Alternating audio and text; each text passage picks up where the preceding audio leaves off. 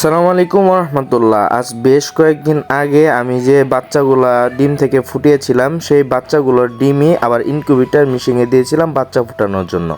প্রায় 16 দিন অপেক্ষা করার পরে 17 দিনের মাথায় এই বাচ্চাগুলা ফুটে বের হয়।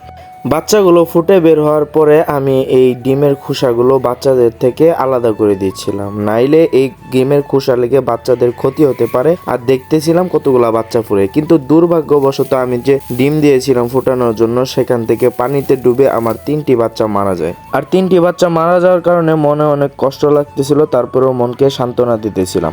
হয়তো আল্লাহ তাআলা এই 3টি বাচ্চার কারণে সবগুলো বাচ্চাকে সুস্থ রাখছেন এবং বাঁচিয়ে রাখছেন। আল্লাহ যা করে ভালোর জন্যই করে, এটা আমাদের সকলকে মাথায় রাখতে হবে। আর এখানে আমি ডিম দিয়েছিলাম 120 পিস, আর এই 120 পিসের ভিতরে 110 পিস বাচ্চা বের হয়।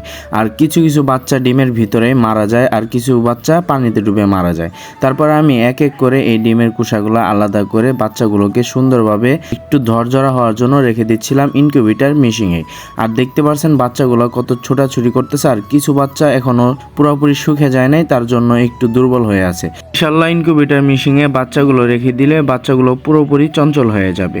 আর আপনি একটা জিনিস দেখবেন, আপনি যখন যে কাজ করবেন সেই কাজে একটু না একটু ঘটনা, একটু না একটু বিপদ হবেই আর কি।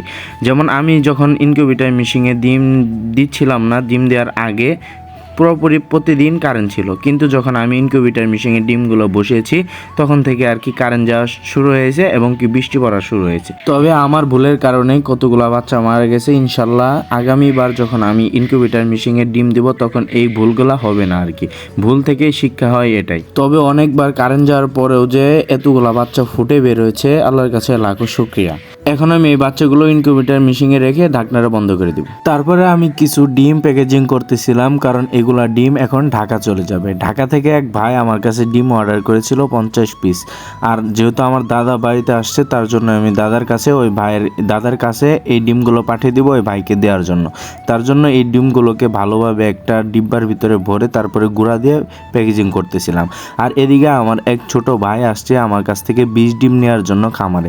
তখন আমি তাকে এই 20 ডিমগুলা সুন্দরভাবে সংগ্রহ করে এবং সুন্দরভাবে প্যাকেজিং করে তার হাতে তুলে দিলাম, সে নিয়ে গেল আর কি। তো সবাই ভালো থাকবেন, আমার জন্য দোয়া করবেন এবং আমার খামারের জন্য দোয়া করবেন। দেখা হবে পরের ভিডিওতে। আসসালামু আলাইকুম রহমতুল্লাহ।